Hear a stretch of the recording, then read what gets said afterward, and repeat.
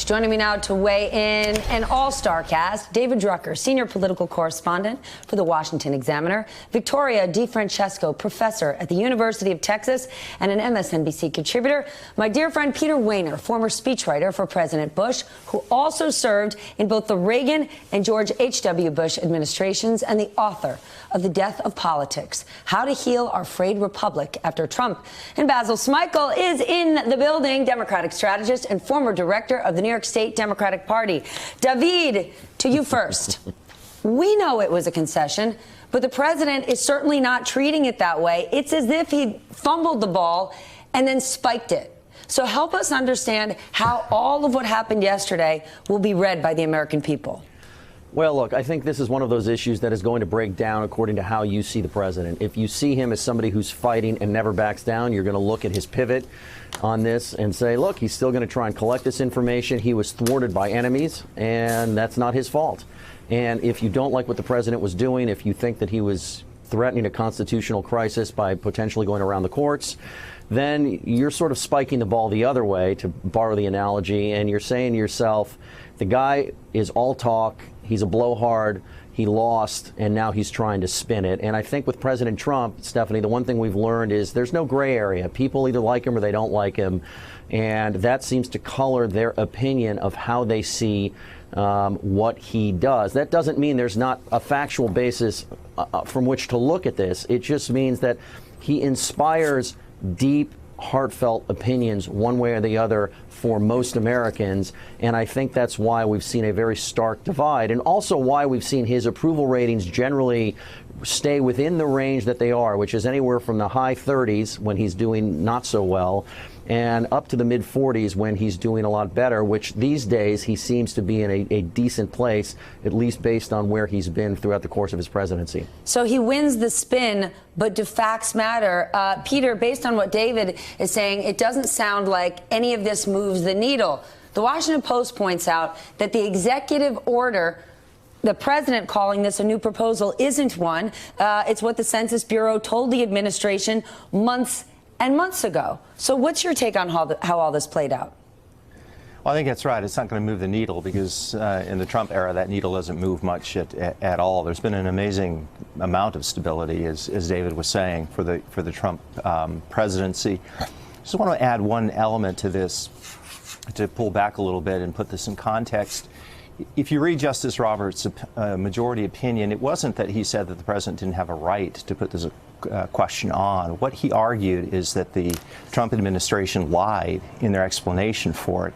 And that, in a way, is emblematic of this entire administration, which is it is an administration that's built on and rests and perpetrates lie after lie after lie. It's just a fundamentally dishonest administration, and that's the reason that they got tripped up here.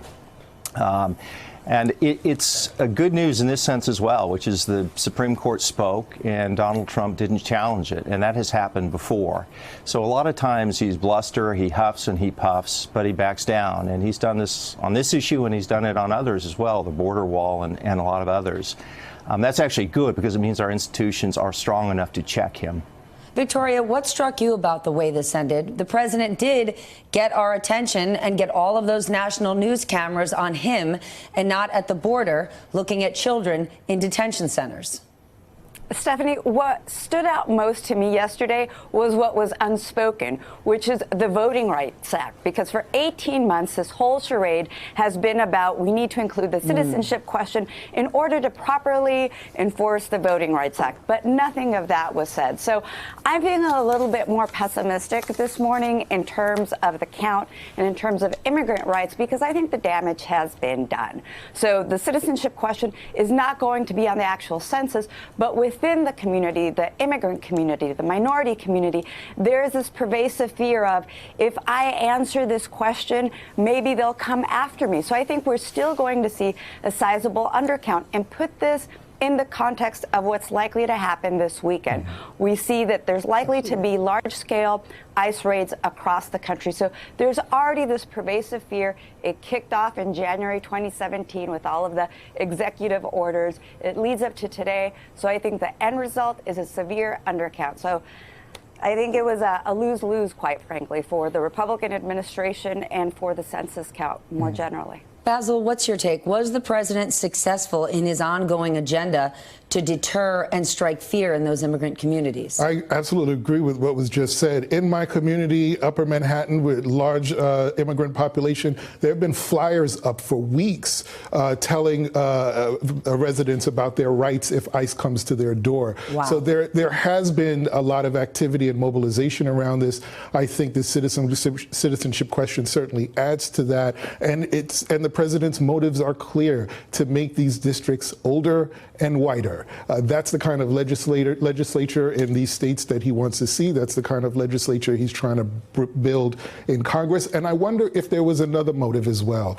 If evangelicals and Republicans who went to him and said, look, we got you elected in part to put certain types of judges in these seats. And he did that. And he did that. And by trying to push this census question, he's actually going against the Supreme Court. And some of his supporters are saying, well, look, we want you to put certain types of judges in these chairs. You can't then go against them because we need them to be there. We need their credibility to be in place. So I wonder if some of these folks didn't go to him and say, look, you can't do this because it undermines all of our efforts. So I wouldn't be surprised that's part of this equation. And to be honest, this question has come up since the War of 1812. Presidents have been trying to put this question on the census, so I don't think it actually stops here. All right, if we're talking judges, David, we must talk about Attorney General Bill Barr. So many scratching their heads today. He blamed, of all people, the media for the confusion surrounding this executive order. I want to share what he said.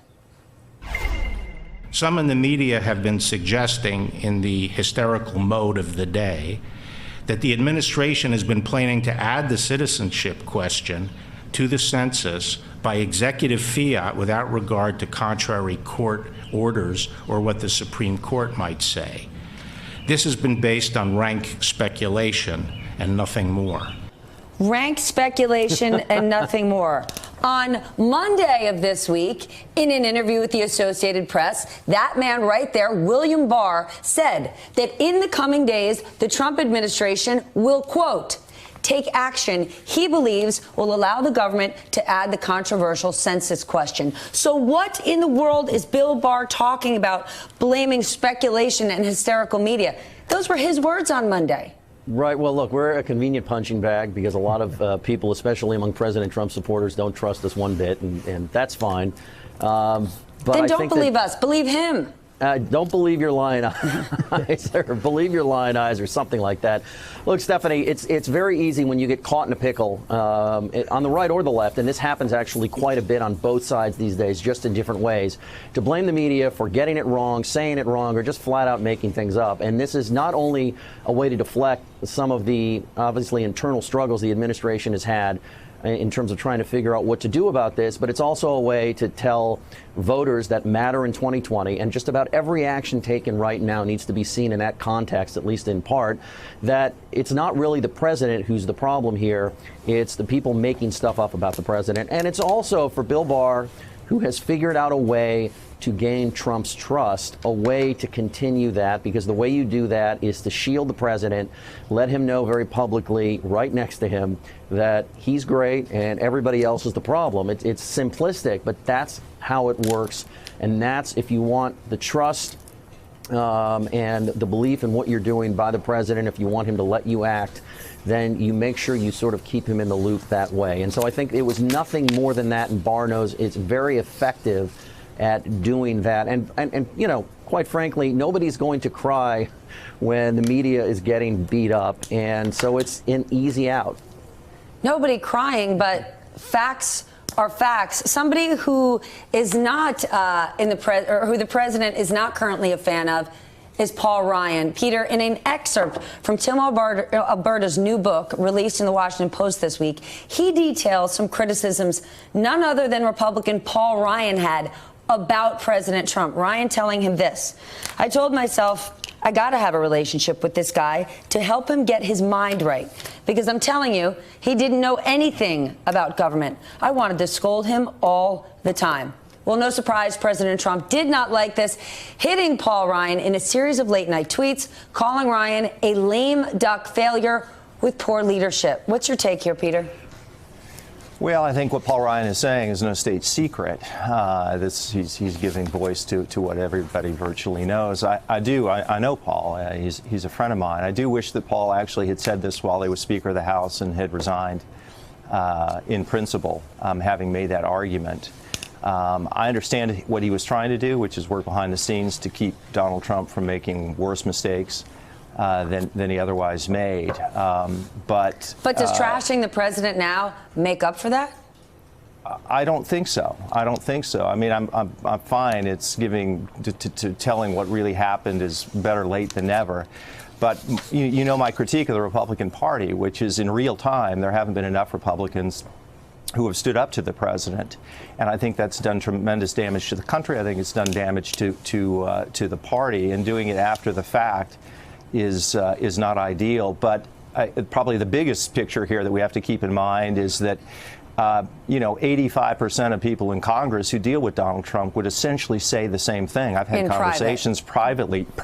They should say it publicly, but they will say it privately. And what it means is that you have a man who is president, who is emotionally and psychologically, and in terms of his intellect, not fit to be president. But he is, and that's what we're dealing with. Well, if you say one thing publicly and another thing privately, what does it say about you? Hey there, I'm Chris Hayes from MSNBC. Thanks for watching MSNBC on YouTube. If you want to keep up to date with the videos we're putting out, you can click subscribe just below me or click over on this list to see lots of other great videos.